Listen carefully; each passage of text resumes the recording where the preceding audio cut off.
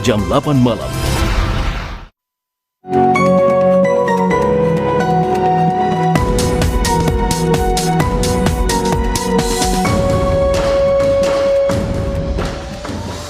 Orang ramai masih perlu memakai pelitup di luar rumah dalam tahap pertama kelonggaran circuit breaker. 60 dormitory pekerja asing akan diberi status bebas COVID-19 mulai esok, mutu kebersihan pula akan ditingkatkan. Perdana Menteri ingatkan orang ramai bahawa perjuangan melawan COVID-19 masih belum berakhir.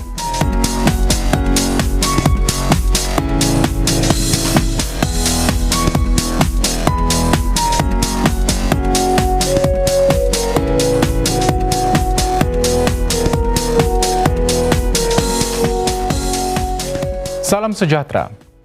Orang ramai masih perlu memakai pelitup apabila keluar rumah dalam tahap pertama kelonggaran rantaian pemutus jangkitan COVID-19 yang bermula esok. Dalam sidang media, Jawatankuasa Bertindak Berbilang Kementerian MTF petang tadi, Menteri Kesihatan Gan Kim Yong juga berkata pelindung muka atau face shield hanya boleh digunakan bagi golongan tertentu. MTF membuat simakan terhadap penggunaan pelitup kerana lebih banyak interaksi antara orang ramai dijangkakan apabila sebahagian kegiatan disambung mulai esok.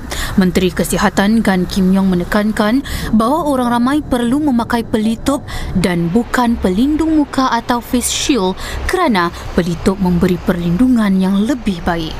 The Multi-Ministry Task Force has reviewed the use of masks vis-a-vis face shields.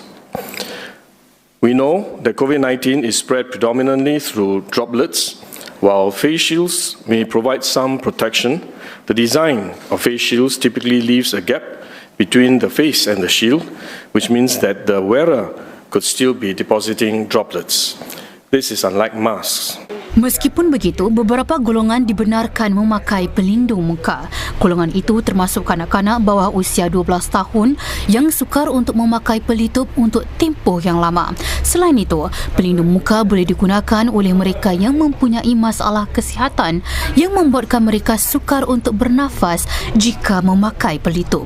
Pelindung muka juga boleh dipakai oleh golongan yang berinteraksi dengan sejumlah orang seperti di dalam kelas. Para penyiar televisyen pula tidak perlu memakai pelitup maupun pelindung muka. Denda akan dikenakan kepada mereka yang sepatutnya memakai pelitup tetapi memilih menggunakan pelindung muka.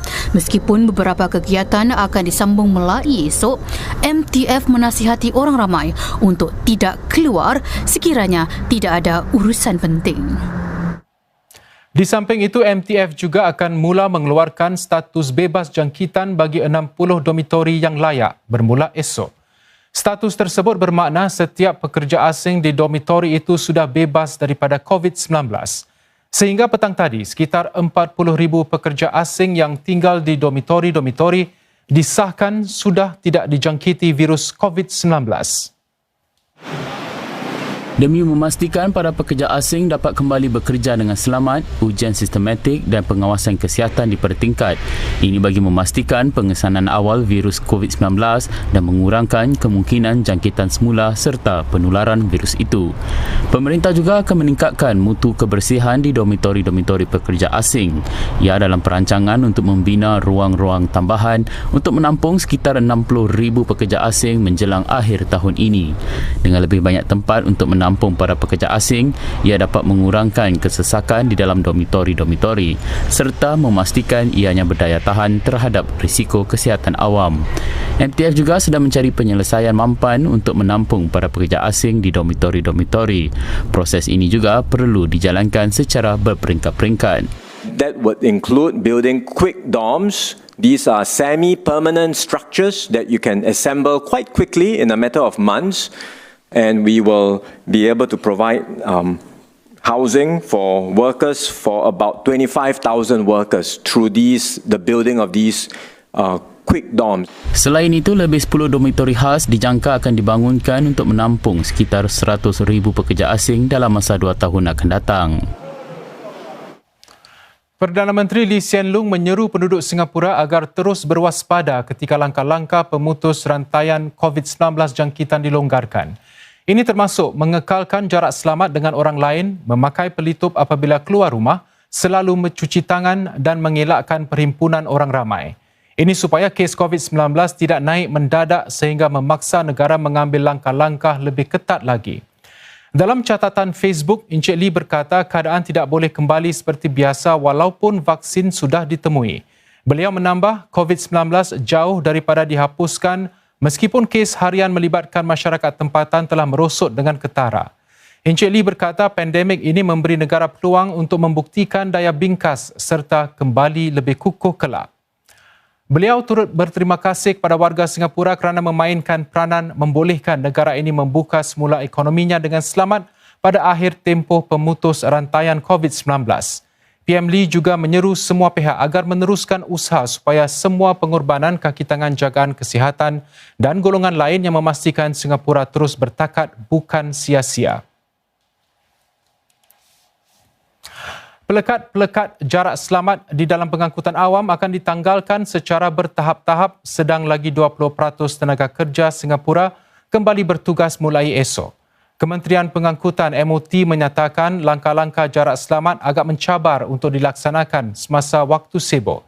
Sebaliknya, ia menggalakkan para majikan untuk membenarkan aturan kerja fleksibel manakala para penumpang perlu memainkan peranan mereka. Mulai 2 Jun, kekerapan khidmat pengangkutan awam dan waktu beroperasi akan kembali seperti sebelum tempoh pemutus rantaian jangkitan COVID-19. Bagaimanapun, MOT dan penguasa pengangkutan darat LTA menyatakan usaha menjaga jarak selamat di dalam MRT dan bas mungkin sukar. LTA menyatakan pelekat-pelekat menghalang para penumpang duduk dan jaga jarak selamat akan ditanggalkan. Para pengendali pengangkutan awam sebaliknya akan meningkatkan kerja-kerja pembersihan dengan permukaan-permukaan disembur dengan cecair lapisan pembasmi kuman. Para penumpang pula boleh menggunakan aplikasi Safe Entry untuk membantu dalam proses pengesanan kontak. Kita tinjau pula nanti persiapan ibu bapa menjelang pembukaan semula sekolah-sekolah esok. Apakah antara cabaran yang dihadapi mereka meskipun anak-anak akan kembali ke sekolah?